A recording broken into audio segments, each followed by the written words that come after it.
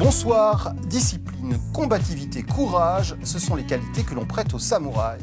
Ce soir, nous recevons un samouraï niçois, un quadruple champion du monde de karaté. Bienvenue à Christophe Pina. Bonsoir. Christophe Pina, bonsoir. Alors, on se penchera tout à l'heure sur votre parcours, mais d'abord, nous allons parler de votre avenir, de l'avenir proche.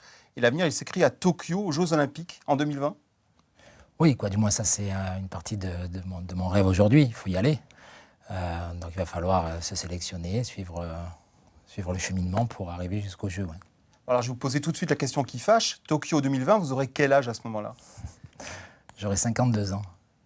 Mais en fait, c'est pas un choix de dire tiens, j'ai envie de relever un nouveau défi. Hein. C'est un changement de ma discipline. Ma discipline a subi une évolution. C'était un sport qui n'était pas discipline olympique. Depuis cet été, lors des Jeux olympiques de Rio, ils ont annoncé que le karaté allait devenir discipline olympique en 2020 à Tokyo, au Japon.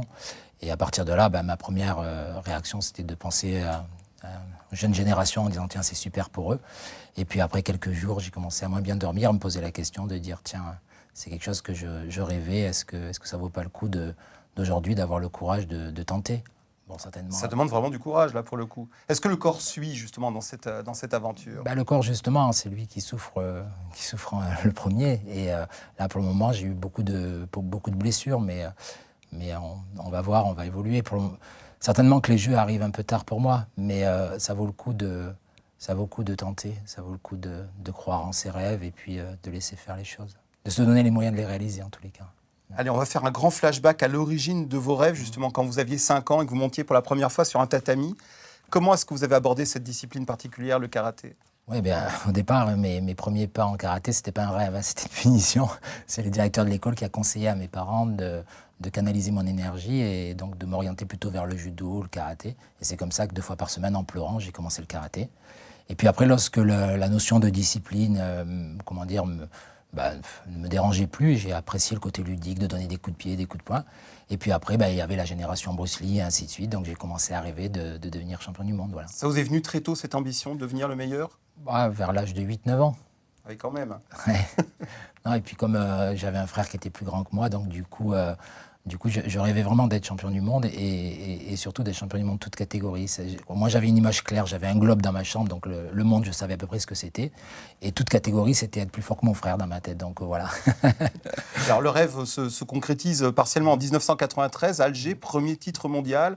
Là, j'imagine que ça doit être un moment magique pour vous. Oui, en 93, c'est un peu magique, puisqu'en fait, c'est en même temps une surprise pour le staff français, puisque j'étais quand même relativement jeune pour gagner un titre mondial. Ça a été mon premier titre en mi-lourd. Et puis après, il y a eu des hauts, des bas, jusqu'en 2000. Est-ce que vous avez eu le temps de sentir le goût de la défaite, justement, dans cette période où vous êtes apparemment intouchable?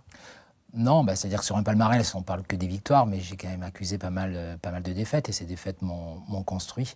Mais les défaites, les victoires, ce qui m'a toujours intéressé, c'était le dépassement de moi-même et d'être serein dans ce que je fais. Donc voilà, sur cet aspect-là, j'ai été servi. Oui, parce que quand on regarde vos combats de l'époque, ce qu'on voit, c'est votre ténacité, votre pugnacité incroyable. Vous ne lâchez rien, même quand vous prenez des coups, vous repartez à l'assaut immédiatement. Oui, j'étais très combatif.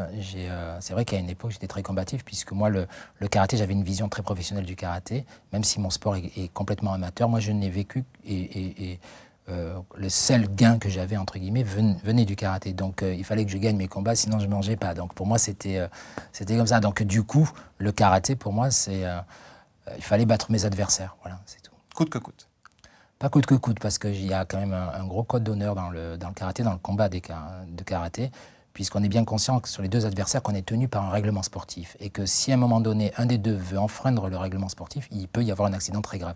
Donc il vaut mieux déjà respecter les règles, respecter son adversaire. Et puis il ne faut pas non plus perdre de vue qu'on est un sport, mais aussi on est un art martial avec des valeurs qui en découlent, quoi. Et la compétition, et le démon de la compétition qui vous saisit de nouveau? Ouais, alors franchement, pas vraiment, parce qu'honnêtement, je n'aurais jamais fait un retour à la compétition, parce que la compétition, c'est loin derrière moi, et pour rien au monde, j'y serais retourné. Le seul problème, c'est que j'ai souffert dans ma carrière de ne pas être champion olympique. J'ai souffert que ma discipline ne soit pas reconnue comme un sport olympique. Il y a ce changement qui intervient maintenant. Donc là, il faut aller au bout. Là, en tout cas, c'est une autre histoire. Réellement, hein, sincèrement, je ne me gêne pas de le dire. Moi, ma carrière, elle s'est arrêtée le 14 octobre 2000. Aujourd'hui, c'est un autre rêve. J'aurais pu rêver de faire le tour du monde à la voile. Bon, fatalité, c'est être champion olympique de karaté. Voilà. Alors vous le voyez, dans ce corps d'athlète, il y a toujours l'âme d'un petit garçon qui rêve d'un grand destin. Bonsoir Christophe Pina. Bonne soirée, merci.